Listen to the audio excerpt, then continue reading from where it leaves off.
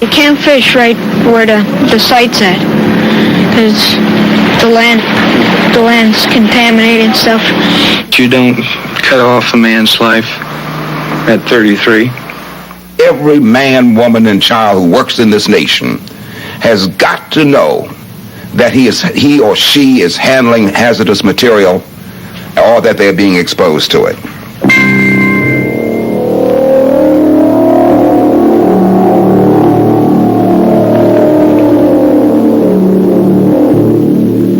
Environmentalists and organized labor have always worried about their children. And I think most of us worry about a job because we want things better for our children. We want to send them to high school and to college. Environmentalists worry about clean water and clean air for ourselves, but mostly for our children. We still want them to see the mountains and the canyons in their lifetime. Well, I'm scared stiff for our children. Acid rain, toxic waste, PCBs. Do we understand these hazards to our health? Many of us do, because our lives and our families' lives have been deeply affected. The fact is that all of us are at risk. Our awareness of chemical threats on the job and in our communities is a critical step toward changing toxic Earth. But what's our government doing to protect us at home and at work? What's our government doing to protect our children? Workers and environmentalists realize that they share a common concern. The same toxic chemicals that damage workers' health also seep into our water, pollute our air, and endanger the health of millions of Americans in communities all around the country. That's why labor unions and environmental groups have joined together to work in organizations like the OSHA Environmental Network. We started with clean air, and we started with occupational safety and health. So already in 3.5 years, we've gotten beyond the experimental stage, and we've all, I think, been impressed with our own knowledge that there are, in fact, many more issues that unite us than divide us. In the 40s and 50s, there was little awareness of the toxic effects of chemicals, even among scientists, and what was known was usually kept from the public. Workers breathed toxic fumes and routinely handled dangerous chemicals. Today, there are more than 100,000 chemicals in use. New substances are introduced daily. Not all are poisonous, but government research has identified 45,000 with toxic effects. Of those, the Occupational Safety and Health Administration, OSHA, regulates 450 and applies hazard labels to only 21. An estimated 20 million workers will be exposed to potentially dangerous chemicals on the job. George Zerwis was one of them. He worked in an industrial laboratory in Iowa City in 1965. He used benzene to analyze soil samples. You could smell the benzene all through the lab. It was even to the point where it could be smelled in the offices, in our offices on the next floor above. Benzene, a common solvent, has been in use since World War II. In the late 70s, it was officially identified as a potential cause of cancer and regulated under OSHA emergency standards. But it was too late for George. He contracted leukemia. It has been known, has been reported in the literature before that time, all the way back to 1928, that benzene was associated with leukemia, and that I think the manufacturers of benzene knew it at the time, but was not generally known by the public or people such as George and myself. I don't want what's happened to me to happen to someone else. I think being aware of the hazards and being protected from them as best possible is something that should be taken care of, so that you don't cut off a man's life at 33. George died a year later, and in spite of strong evidence, an industry lawsuit resulted in OSHA's emergency standards being struck down. According to U.S. government figures, more than 100,000 Americans die annually from diseases caused by occupational exposures, and another 1 million are disabled.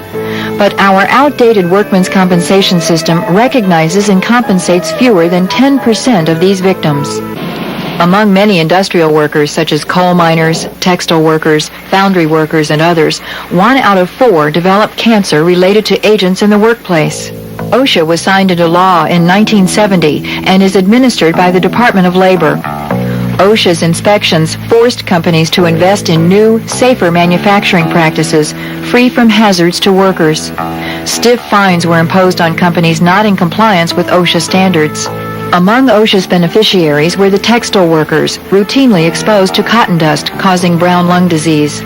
OSHA's cotton dust standard offers some protection for workers, but without such regulations, 1 in 7 textile workers is likely to contract bisonosis. Things are different now. Big business seems to be winning the battle for workers' safety. The former head of OSHA under the Reagan administration, Thorne Octor, is a businessman whose family construction firm earned 49 OSHA citations and $1,400 in fines over the past 10 years. He made it clear that he would sharply curtail OSHA's regulations. That direction was to reflect the basic thrust of this administration, to increase the level of risk that the society and its members are expected to tolerate in the name of getting government off our backs. At the Labor Department, OSHA has been systematically immobilized in its enforcement, and many of its previous health standards have been formally challenged. By whom? By the government administrators of those standards, by OSHA itself. Since 1980, because of budget cuts, OSHA closed 1/3 of its field offices and dropped 30% of its staff. Shop floor inspections have dropped 58%. Penalties have dropped 80%. And perhaps worst of all, no new standards regulating thousands of manufactured chemicals have been put into effect. More than 13 million Americans were exposed to asbestos in the last 40 years.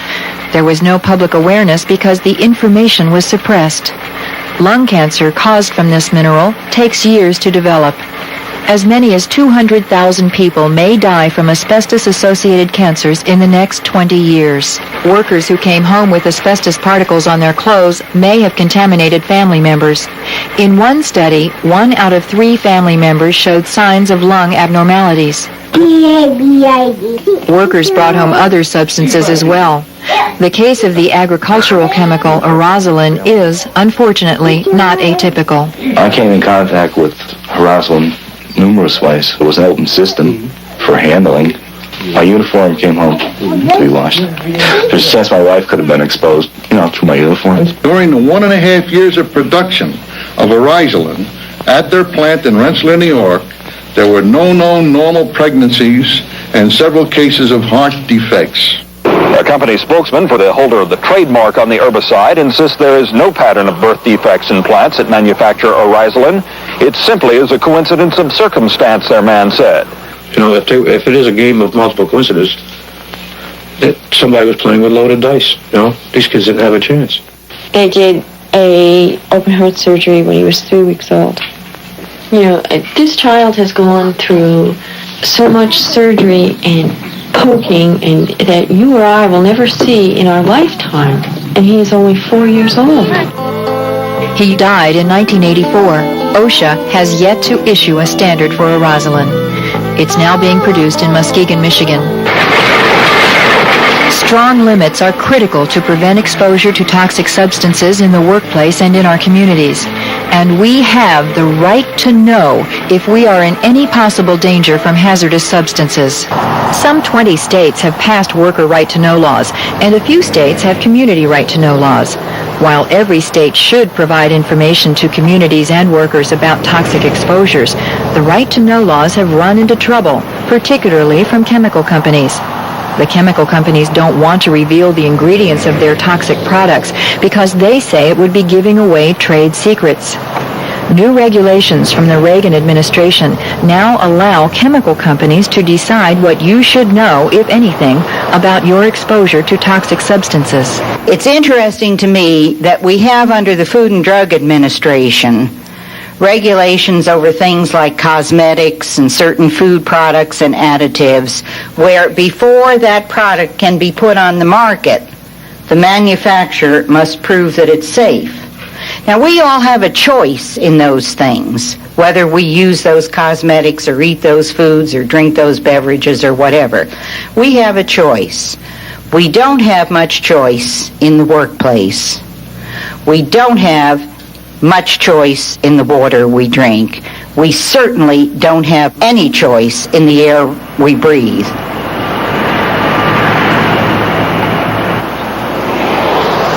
The Clean Air Act required the EPA to regulate air pollution from automobiles, trucks, buses, and 20,000 factories and power plants. Industry resistance to the Clean Air Act has grown since the 70s. There has been widespread non-compliance to the standards. The Clean Water Act of 1972 was enacted to restore the nation's rivers and lakes. Industry discharges over 400 million tons of toxic chemicals into our water annually. Under Ann Gorsuch Burford, the Reagan administration sought to roll back water quality standards, making it easier for industry to pollute. The Environmental Protection Agency was established to protect us and our environment. Has it?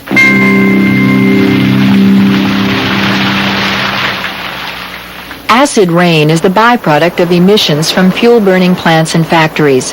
The winds carry the pollutants and combine with precipitation to form acids.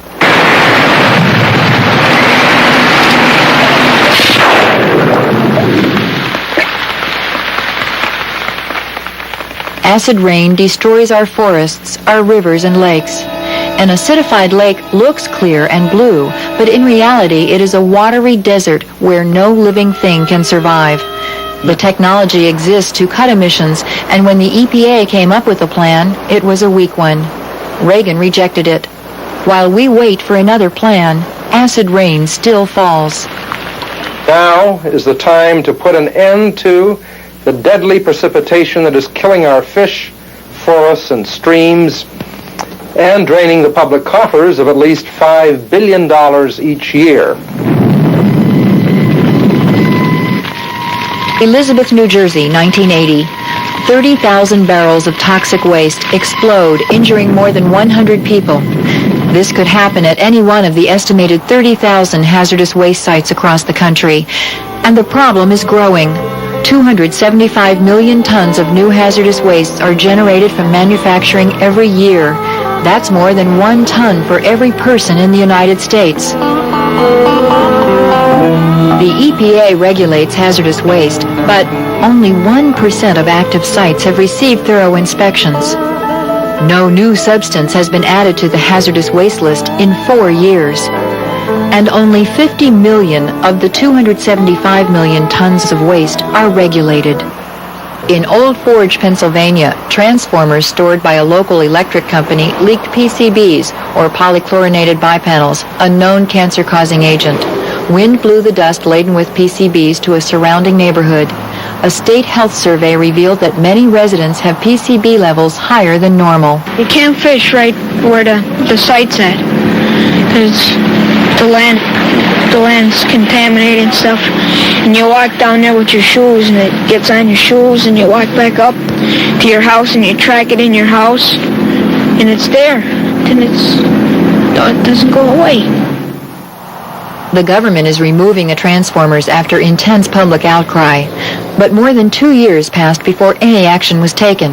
The soil is still contaminated. $1.6 billion was allocated under Superfund to clean up abandoned toxic dump sites. In 1982, Superfund came under fire because of alleged mismanagement of funds.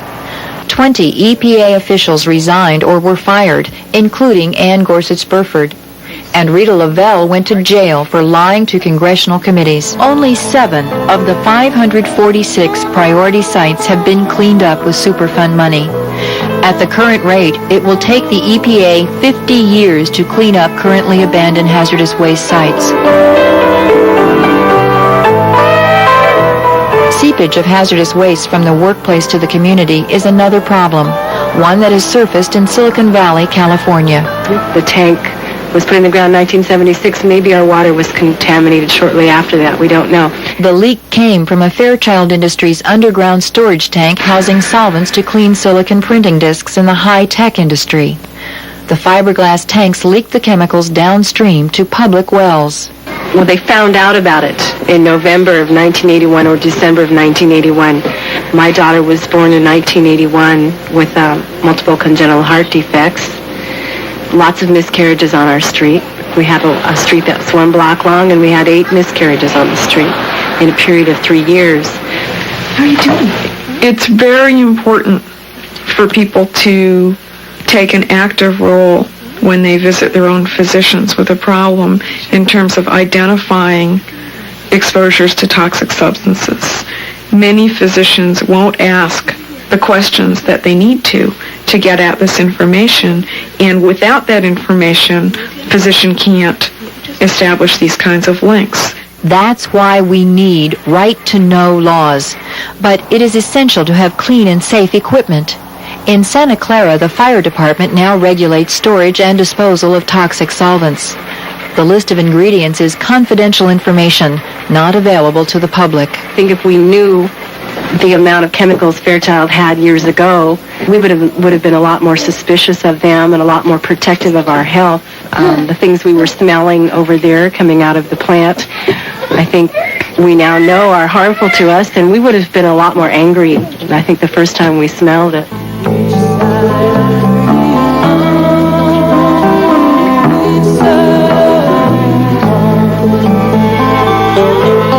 Today's environment is the one we will earn and choose by organizing and working on the issues of occupational and environmental health, by demanding right-to-know laws, controls on acid rain, strict regulations and enforcement of standards.